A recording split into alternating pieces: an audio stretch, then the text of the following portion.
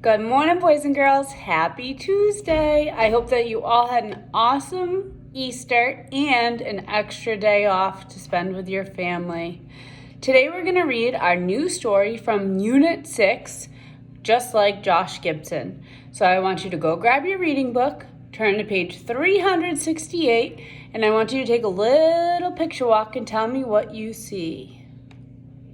I'm looking at the first page. I see a little girl holding a baseball bat and almost like a shadow behind her. Who do you think that might be? Could be Josh Gibson. I wonder who this little girl's gonna be. Let's find out. Just Like Josh Gibson by Angela Johnson, illustrated by Beth Peck. And our story is a realistic fiction story which tells about made-up events that could happen in real life. Let's look for things that really could have happened to a little girl. So I bet that this is the little girl that we're going to be reading about. Question of the week. Why are sports traditions important in our country? Well, there's lots of reasons, and I'm sure lots of people are upset because there's no sports going on right now. So let's say a little prayer that we can get back to our normal sports soon. I bet some of you are signed up for baseball for the spring and are eager to play. I know that AJ is, so I'm looking forward to go to his game. So let's see what our story is going to be about.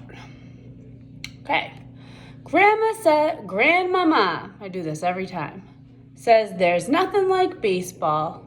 The story goes, Josh Gibson once hit a baseball in Pittsburgh so far that it didn't come down.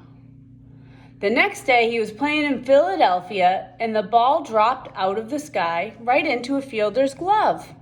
The umpire pointed at Josh and said, "You're out yesterday in Pittsburgh." Do you think that could really happen? He hits the ball in Pittsburgh and it falls down in Philadelphia? I don't think so, but I think that might mean that he's a really good hitter. I think the ball went pretty far. Grandmama says her papa showed up on that same day, the day she was born, with a Louisville Slugger, which is a type of baseball bat, and a smile. He said his new baby would make baseballs fly, just like Josh Gibson. So Grandmama's papa threw balls to his baby girl in the early morning dew. Those summer days were like magic as the ball sailed away and gone. So sailed away, vocab word, meaning flying through the air.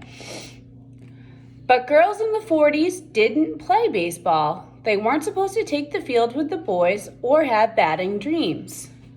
So even when Grandmama got bigger, she still had to stand outside the fence and watch her cousin Danny and the Maple Grove All-Stars batting away. So remember, the 40s is also one of your vocab words. That must be when this story takes place, right?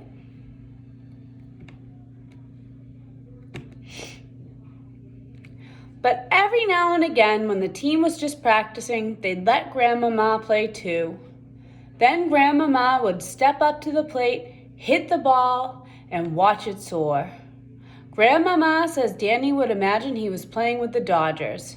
But she was always Josh Gibson, playing for the Grays, wearing the team colors and hitting away. Grandmama says she would play all day with everybody saying she could do it all, hit, throw, and fly around the bases. But too bad she's a girl. Too bad she's a girl. Why do you think that the author's saying too bad she's a girl? Yeah, in the 40s, the girls couldn't play on the baseball team, so she can play for fun. That's something that they have in common, her and Danny, but she can't play on a team like Danny can.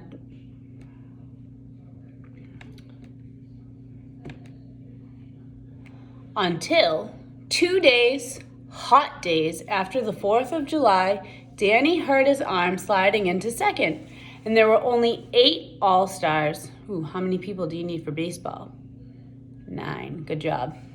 That afternoon, the team looked to Grandmama, pink dress with a white bow and Danny's baseball shoes. And Grandmama says, as she went to the plate, she remembered. Baseball has always been early morning dew and sunlight, hitting balls with her papa, and standing behind the fence watching the boys play. Ooh, but how do you think she feels right now? She's getting a chance.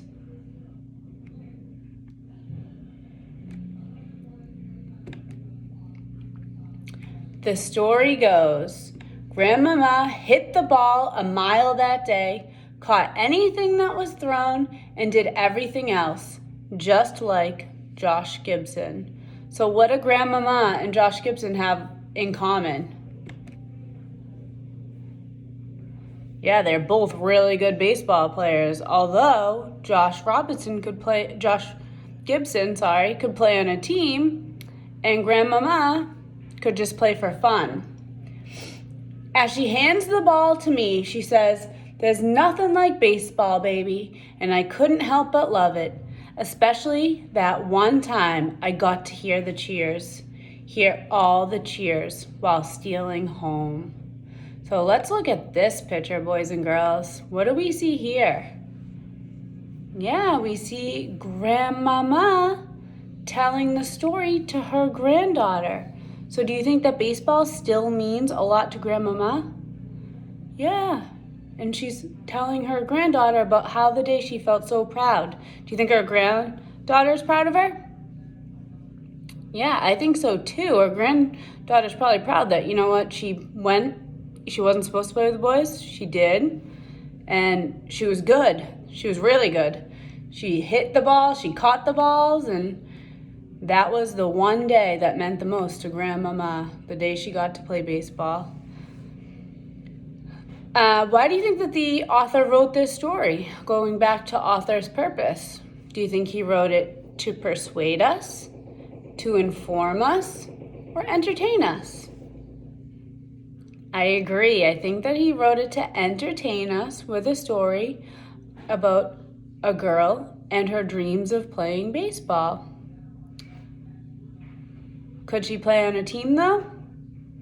No. Why not? Because she was a girl. I hope that you enjoyed, just like Josh Gibson. Later this week, we will be talking about capital letters, and we're going to be talking about comparing and contrasting. There's a lot of people we could compare and contrast in the story. Maybe we can compare baseball now and baseball how it was back in the 40s. So think about that, and I will be in touch. You have a wonderful day. I miss you.